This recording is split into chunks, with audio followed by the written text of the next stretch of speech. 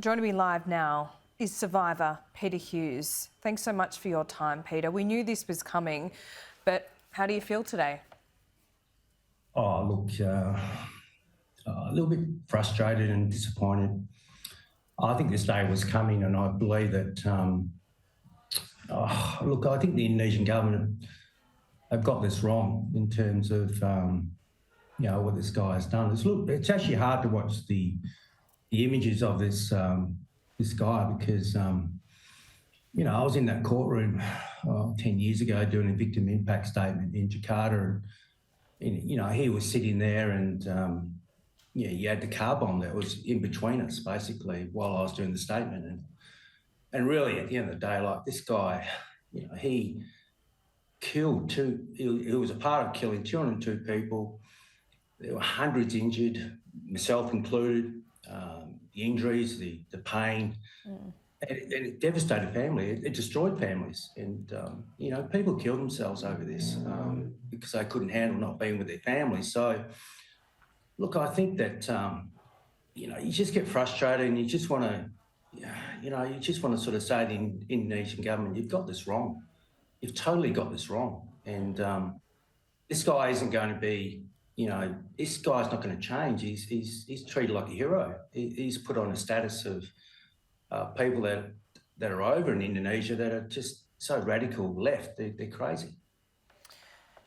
Peter, no amount of time will dull what happened in 2002. But as you've tried to come to terms with it and your sense of justice, does this, how are you going to deal with this, the fact that he only spent 12 years in prison? How have you learned to deal with, I guess, the disappointments when it comes to the sense of justice? It's not the same as here in Australia.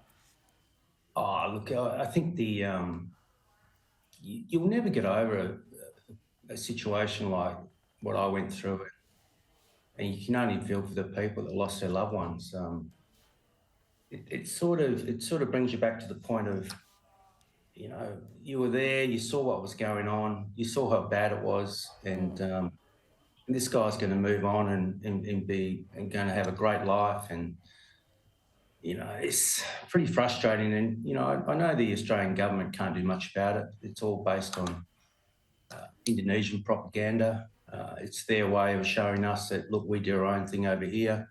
Got nothing to do with you, even though you killed 202 people, and innocent people that were in Bali at the time, just having a good time and enjoying the Indonesian hospitality, and for this to be an outcome of, as a result of, us surviving and people losing their loved ones, and for this guy to walk out free is bizarre, seriously.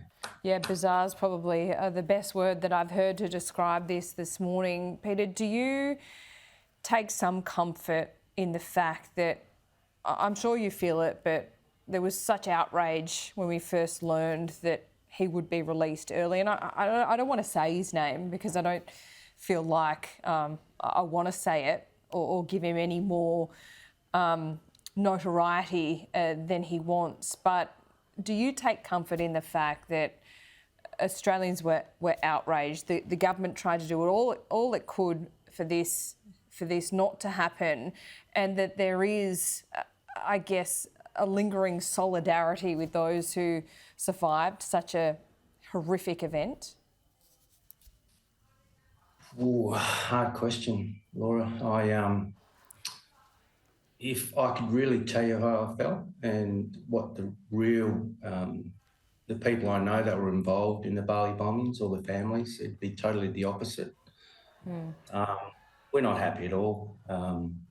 We know the Australian government have to, sometimes pander to the Indonesian government because of their foreign policies, and it happened in their country, it didn't happen in our country. It's frustrating that you want to say what you really feel, and this is morning television, and we're not happy at all. No one's happy about it. It's no. Laura, if you were there and you saw what I saw, and people saw what I saw, and and to see young innocent lives just struggling just to get up and at the point, it's not good. Nothing good about it. It's frustrating. Yeah. No, I just feel for the loved ones. I feel for the.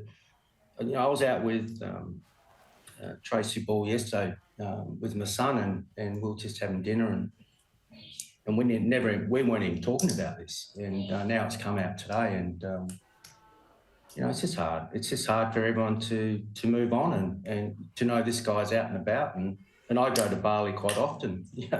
Imagine if I was walking past that bloke and I saw him. Oh my God, I'd hate to think what I'd do. I'd hate to think. Mate, I think we all get that. I think we understand that reaction, absolutely. I'm surprised to hear that you have been back to Bali and you do go back to Bali. Talk us through that. Look, I never thought about the killers at all. I don't think about them for 1 second. I don't give them 1 second of my time. But the reason I used to go to Bali regularly before and even now is the fact that the people that were left behind, even the expats that live in Bali that cherish living there, and the Bali people themselves, even the Indonesian, all the Indonesian people, fantastic, and it's just a peaceful place to go.